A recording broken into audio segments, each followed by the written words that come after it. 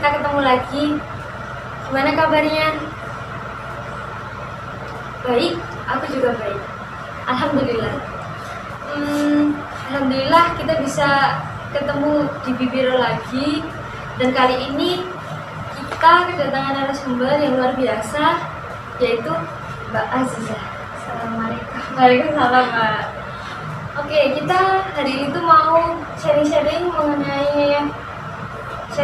bincang-bincang mengenai mudik pulang kampung. Aku itu akhir-akhir ini banyak lihat berita, Mbak, banyak lihat Instagram, banyak lihat YouTube gitu. Maksudnya kalau lihat itu pasti yang keluar berita-berita mengenai mudik pulang kampung gitu. Nah itu menurut Mbak Azizah gimana? Melihat saat ini tuh kalau banyak orang yang resah mau mudik, misalnya disuruh pulang, disuruh balik lah, nggak boleh mudik gitu. Itu gimana Mbak? Kalau dilihat dari sisi pemudiknya kan kita pasti mengajukan aturan gitu kan ke keluarga gitu. Di lain sisi kita kan ada di masa yang sekarang ini pandemi gitu. Kita nggak bisa memperkirakan datangnya pandemi ini gitu. Tapi ya, apa yang dilakukan oleh pemerintah itu ya kita rasa itu yang sudah baik ya, untuk tidak mudik gitu. Tapi kalau misalkan mau tetap mudik ya usahakan tes dulu lah.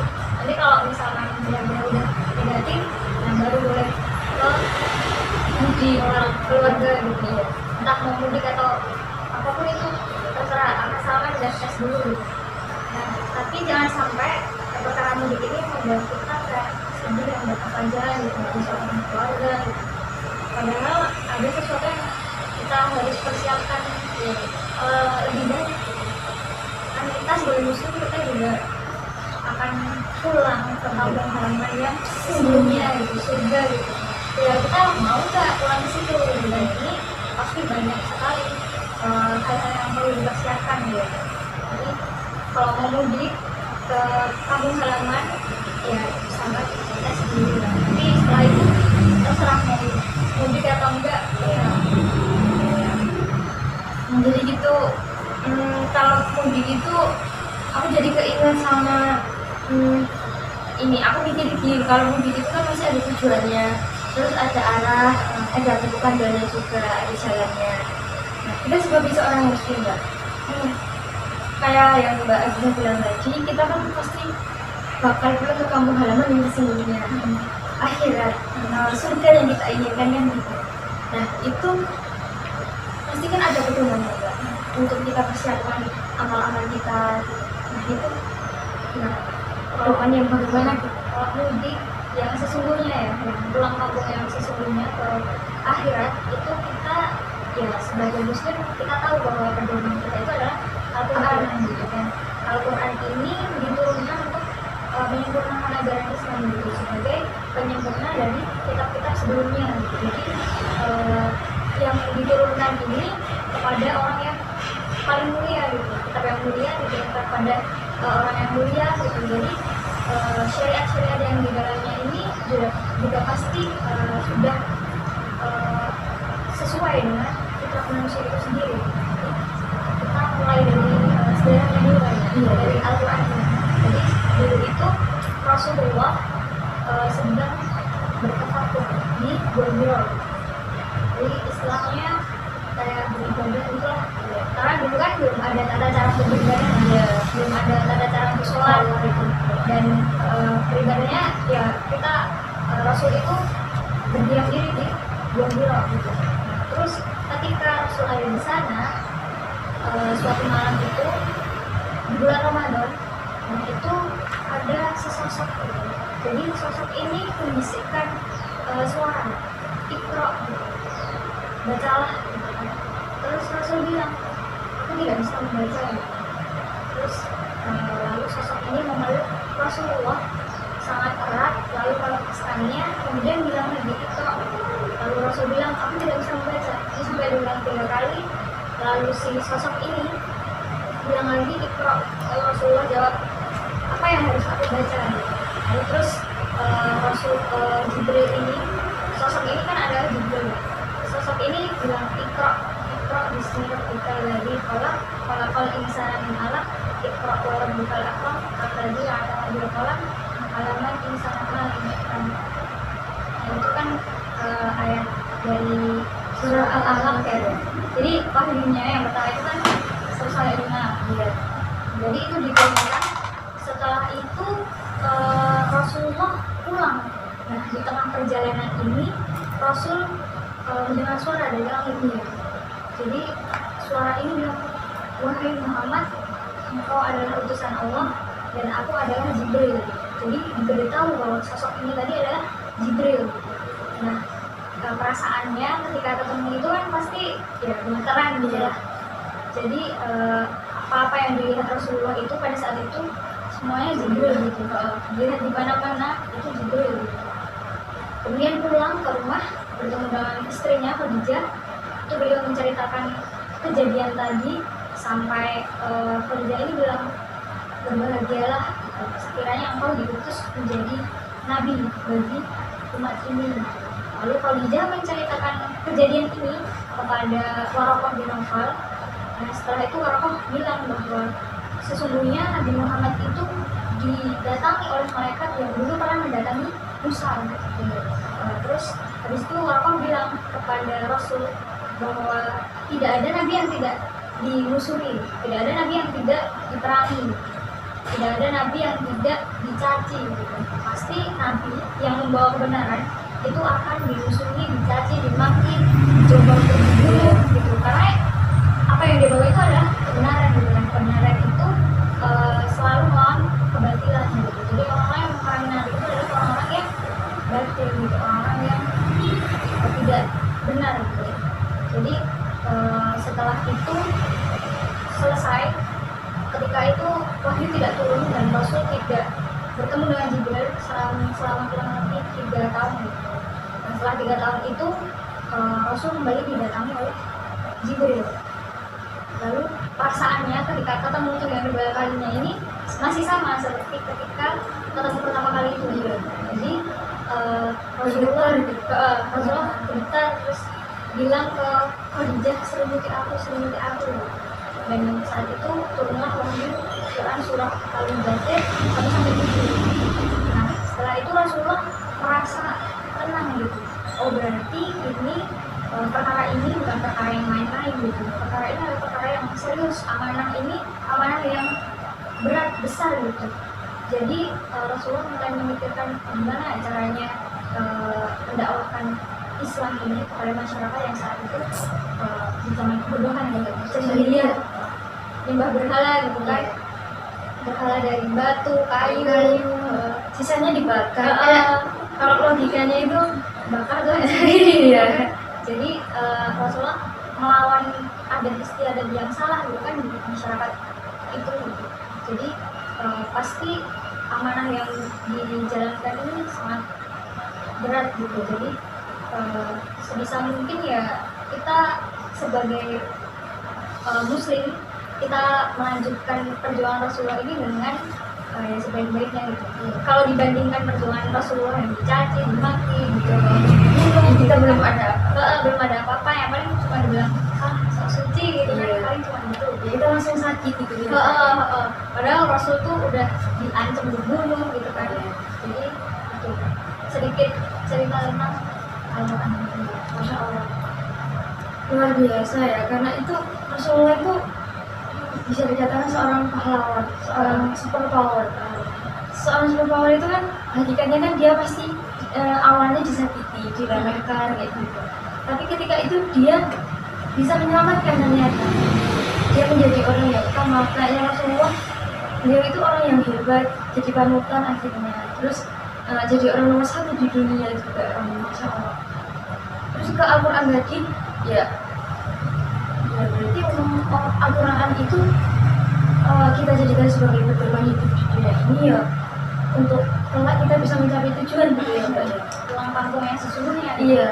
Jadi syariat ini harus kita terapkan dalam kehidupan sehari-hari kita ya, secara menyeluruh, secara apa, karena ini konsekuensi kita dari mengucap asyhadu alla ilaha illallah wa asyhadu anna muhammadar rasulullah.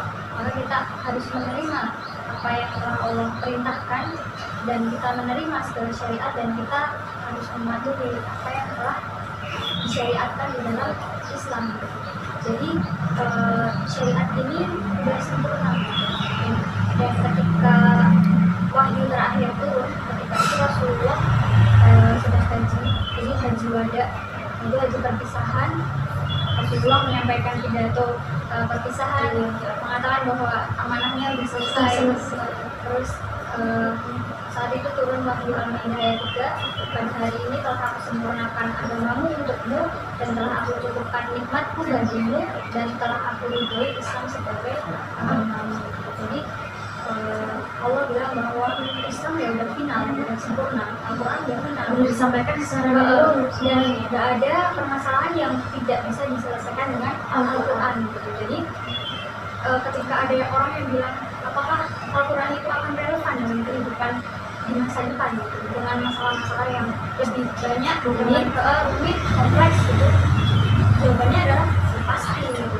Al-Quran pasti akan tetap relevan dengan kehidupan sehari-hari karena seperti yang Allah bilang bahwa agama ini telah sempurna, syariat ini sudah sempurna, maka ya kita tugasnya hanyalah untuk mendakwakan terus menegakkan syariat ini di dalam kehidupan kita dan perjuangan kita ini bukan perjuangan yang main-main gitu.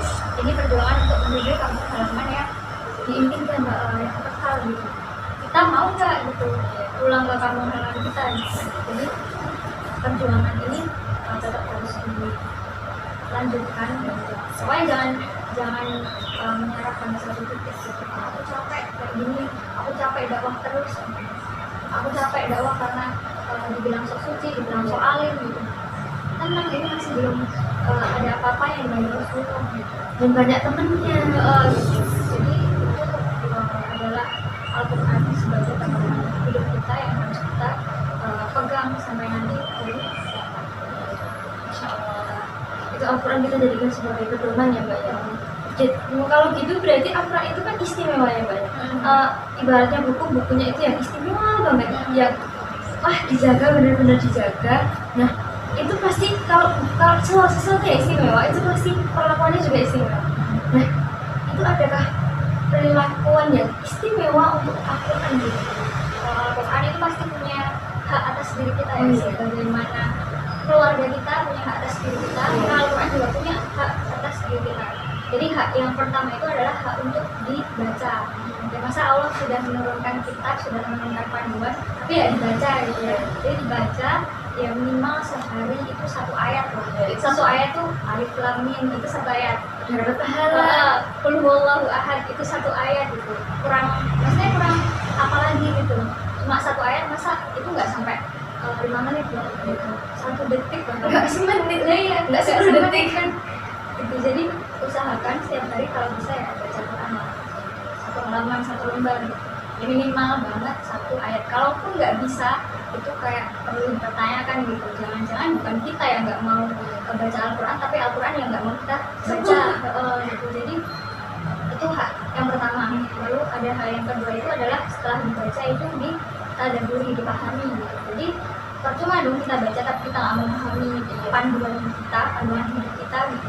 Jadi dipahami lah, dikaji secara mendalam gitu. Nah lalu hal yang ketiga adalah setelah dipahami diamalkan. Ketika kita punya buku panduan untuk menjalankan sepeda misalkan, kita udah baca, kita udah memahami, masa kita nggak amalkan gitu? Buat apa beli sepeda gitu kan? Jadi hak yang ketiga ini diamalkan, yaitu setelah dibaca dan dipahami, maka ya kita harus mengamalkan dalam kehidupan sehari-hari apa yang kita dapat gitu.